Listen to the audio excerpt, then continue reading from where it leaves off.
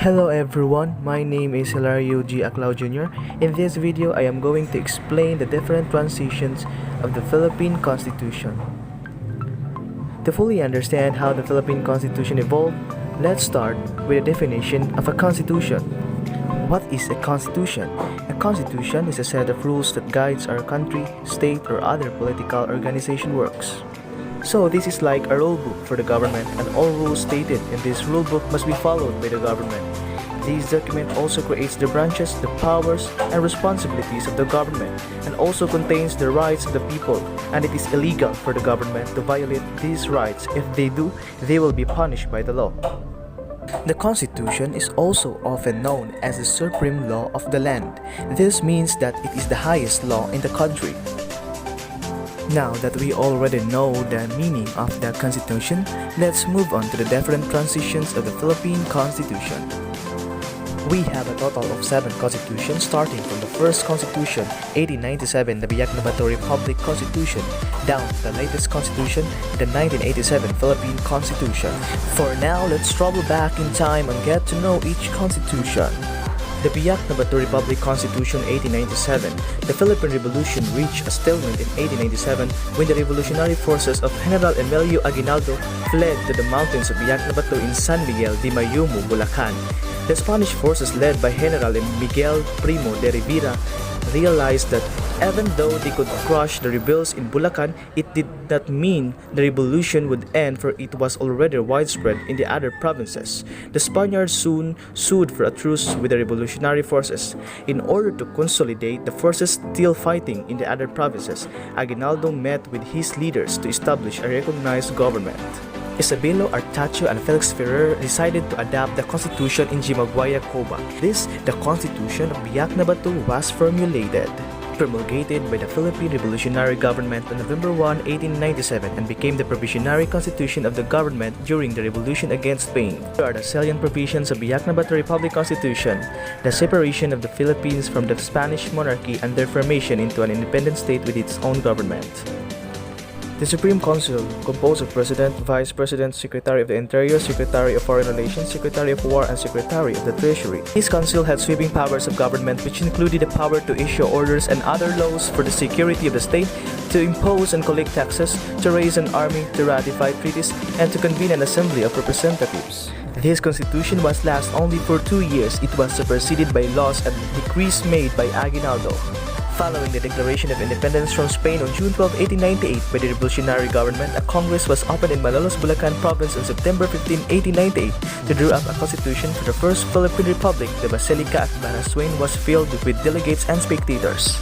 The constitution was specifically provided for safeguards against abuses and enumerated the individual rights of the Filipinos. The Constitution as a whole is a monument to the capacity of the Filipinos to chart their own course along democratic lines. In a period of storm and stress, it symbolized the ideals of a people who had emerged from the dark ages into the light of reason.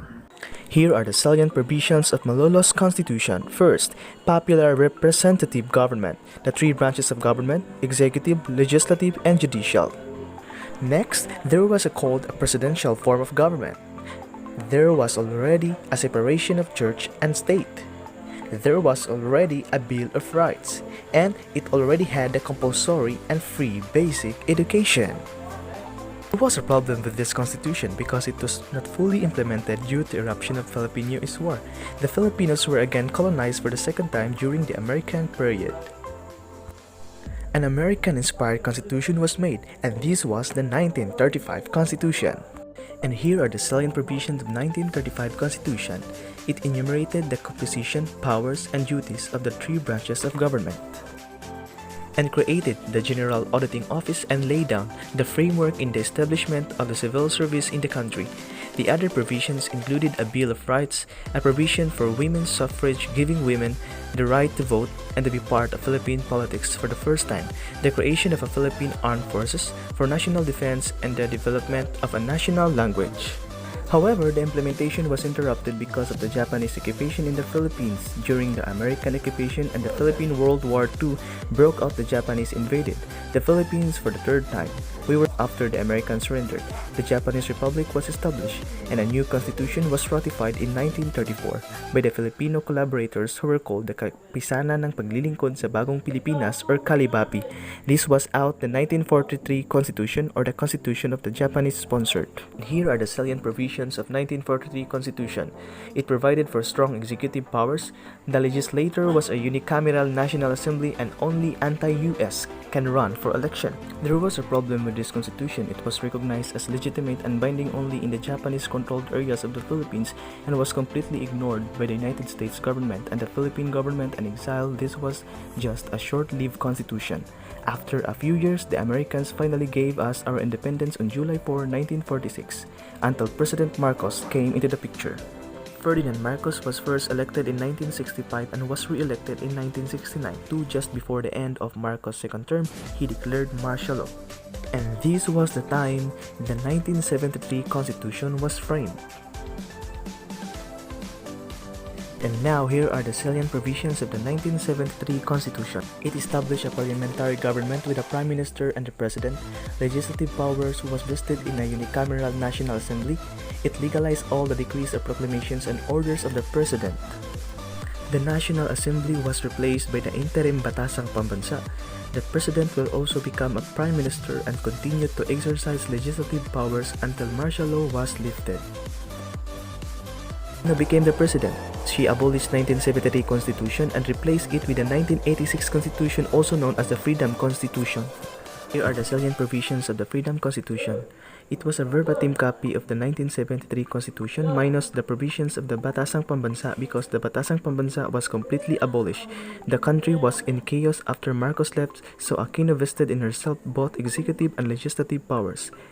A transitional constitution lasted 1 year. And then, a new constitution was created, and this is the 1987 Philippine Constitution, also known as an anti-Marcos Constitution. The 7 Philippine Constitution revolved around 4 themes: upholding of national sovereignty, democratic governance, and the prevention of another dictatorship, respect to human rights and civil liberties, the promotion of social justice. Here are the salient provisions of 1987 Constitution. A presidential system of government restores the bicameral Congress composed of Senate and House of Representatives. Modified Bill of Rights Article 13 details the rights of every Filipino citizen and the abolition of death penalty.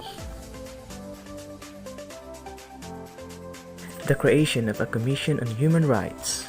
The recognition of an autonomous region of Muslim Mindanao and the Cordilleras. Limited political autonomy for local government units like the provinces, cities, municipalities, and barangays, and instructing the Congress to establish a local government code. Complete provisions are as follows.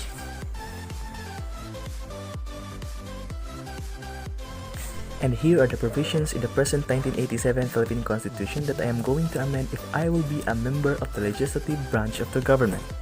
First, the abolition of death penalty. As we notice in the present time, our country today had many crimes happen, and this is the reason why this happened, because the government did not impose strict sanctions. And Article 6, Section 3. For me, I will amend these provisions because a resident of the Philippines for not less than 2 years is very little. I will change it into a resident of the Philippines for not less than 5 years in order for him or her can have a more time to witness the situation of the Philippines of what are the things that he or she can change and improve more. Article 7, Section 4. No Vice President shall serve for more than 2 consecutive terms. Like a president, these should be only a 1 term, because since President and Vice President have the same 6 years terms, so Vice President should also have a 1 term in order to be fair by the President. Fourth, Article 11, Accountability of Public Officers. In these provisions, these should be added by the emphasis of the word serve equality, because most of the public officers, they don't serve equal, most especially if a person looks like an indigent. Fifth, Article 13, Health Sections. I will amend these provisions because since health is very important to all of us, especially for those people who are away from the access of public health, these should be amended and intensified. That's the end of the discussion. I hope you learned something. Thank you for watching. God bless and keep safe.